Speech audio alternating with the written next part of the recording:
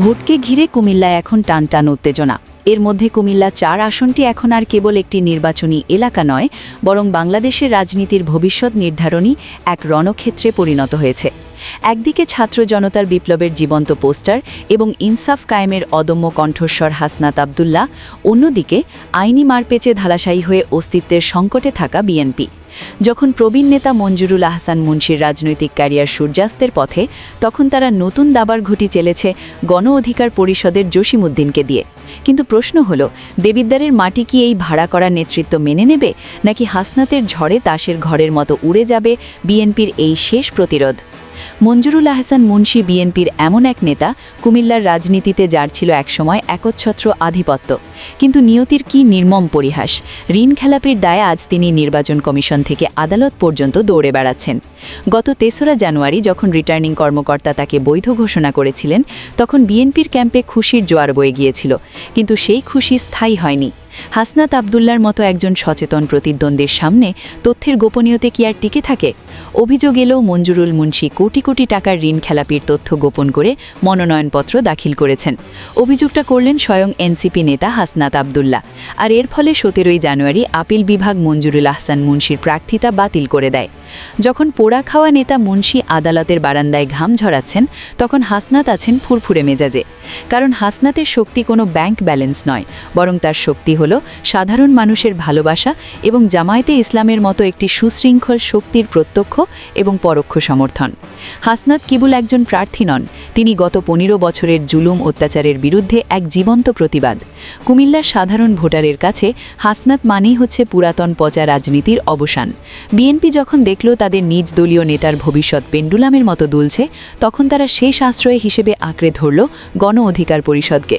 VP নূরের দল থেকে জসিমউদ্দিনকে ঘোষণা করা হলো জোটগত প্রার্থী। কিন্তু এটি কি কোনো আদর্শিক জোট, নাকি হাসনাতকে আটকানোর জন্য একটি মরিয়া চেষ্টা? রাজনৈতিক বিশ্লেষকরা বলছেন, বিএনপি নিজেদের ভোট ব্যাংক জসিমকে দিয়ে হাসনাতকে দুর্বল করতে চাইছে। কিন্তু দেবিদ্বারের সাধারণ মানুষ কি জসিমকে চেনে? জসিমউদ্দিনের বড় ঘাটতি হলো দেবিদ্বারে তার নিজস্ব কোনো সামাজিক বা রাজনৈতিক ভিত্তি নেই। অন্যদিকে হাসনাত আবদুল্লার কোনো ভাড়া করা শক্তির প্রয়োজন পড়ছে না, কারণ তিনি নিজেই এই জনপদের সন্তান এবং জুলাই বিপ্লবের প্রতিটি ধূলিকণার সাথে তার নাম মিশে আছে। বিএনপির এই ভাড়াটে চাল আসলে তাদের অভ্যন্তরীণ নেতৃত্বের দেউলিয়াপনাকেই ফুটিয়ে তুলেছে। দেবিদ্বার বিএনপির অনেক প্রভাবশালী নেতা আছেন, যারা দীর্ঘদিন ধরে মুন্সির ছায়ায় থেকে রাজনীতি করেছেন। হুট করে গণ অধিকার পরিষদ থেকে উড়ে আসা জসিমকে নেতা হিসেবে মেনে নেওয়া তাদের জন্য এক বিরাট অপমানের বিষয়।